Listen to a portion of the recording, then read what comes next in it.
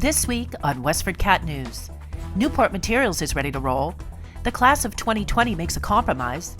Town Manager Jodi Ross employs the Municipal Modernization Act to get the bills paid. And we looked at what were our needs right now, our immediate needs that could not wait until a June town meeting. Stay tuned. WestfordCAT News is next.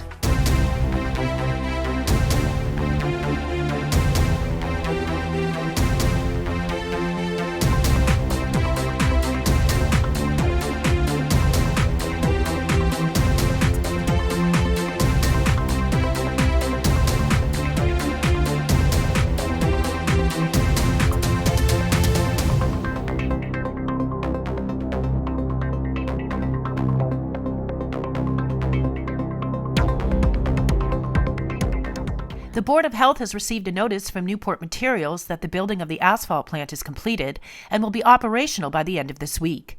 The business was the target of much rancor a few years ago when residents unsuccessfully fought against the approval of a special permit to build at 540 Groton Road, citing concerns over pollutants, noise, and additional traffic. Here's Westford Health Director Jeff Stevens. Yeah, so Ray's been working on the hazmat permit, and she's worked pretty closely with everybody over at Newport Materials. And really what they're down to is they're finishing up their last bits of compliance that they need to do for the hazmat permit. We're waiting to hear when they're going to be completed. We're going to do a pre-operational inspection. Ray's going to go, I'm going to go, Sue Rosa from Chelmsford's going to go. Ray, who else may be going on that? Chelmsford's going to go, the fire department, and our office. Do you know what date that is? So they're hoping to open by the end of next week. So That's they their haven't hope. set an inspection date yet, so we don't have it. Correct. And we've already been out there for a pre-operational inspection. We're going to go out and see it where they're actually processing asphalt. So you're all welcome to come if you'd like to come, and we'll let you know when that date is. Watch the entire Board of Health meeting at westfordcat.org. A $15,000 education expense for the police department, a $212,000 street sweeping expense, and an $8,000 appropriation for veterans benefits were all part of a transfer of funds request by Finance Director Dan O'Donnell. The transfers would have been presented to voters at annual town meeting, but due to COVID-19 delaying the March gathering, O'Donnell sought approval at the May 12th joint board meeting. Here's Town Manager Jodi Ross explaining the situation to the Select Board and Finance Committee. Basically what happened is Dan and I met with all department heads when it was apparent we weren't going to have a town meeting in March, and then it seemed like town meeting got delayed past May. And we looked at what were our needs right now, our immediate needs that could not wait until a June town meeting. We started with a June 20th town meeting. That would be the first column in your sheet that we're going to review.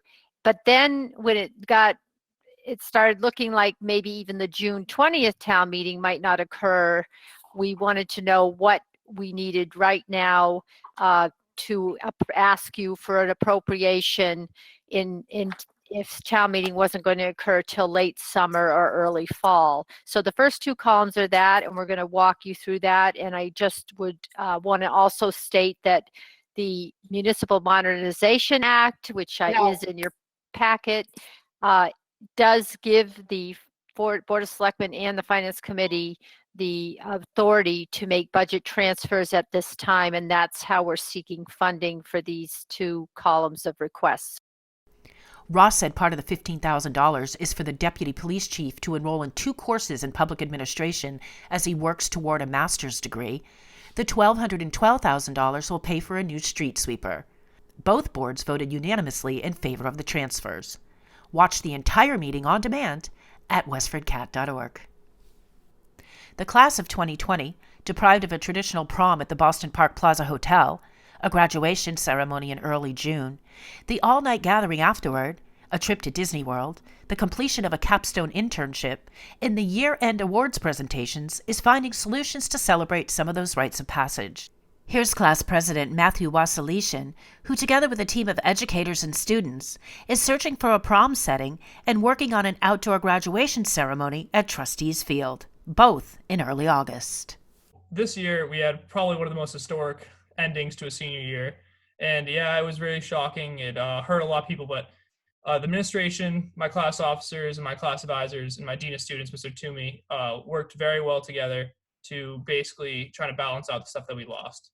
The stuff that we lost for the seniors was our last sports season for spring sports. Includes lacrosse, volleyball for guys, and a few other stuff.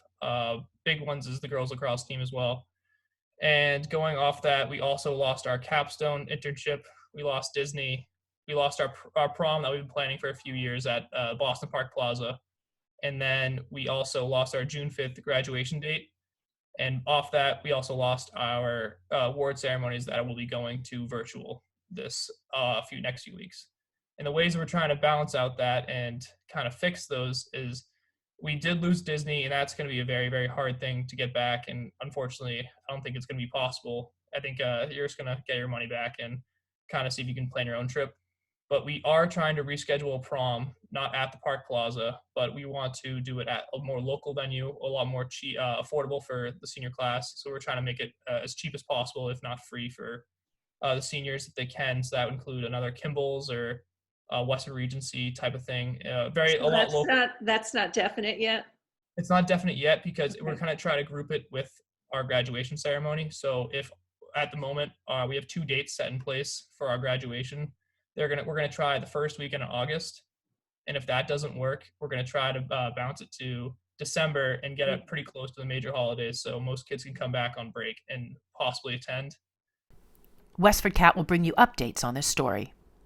Westford Academy Rising seniors Coco Zoo and Mia Tabor used their business acumen for a charitable cause this spring.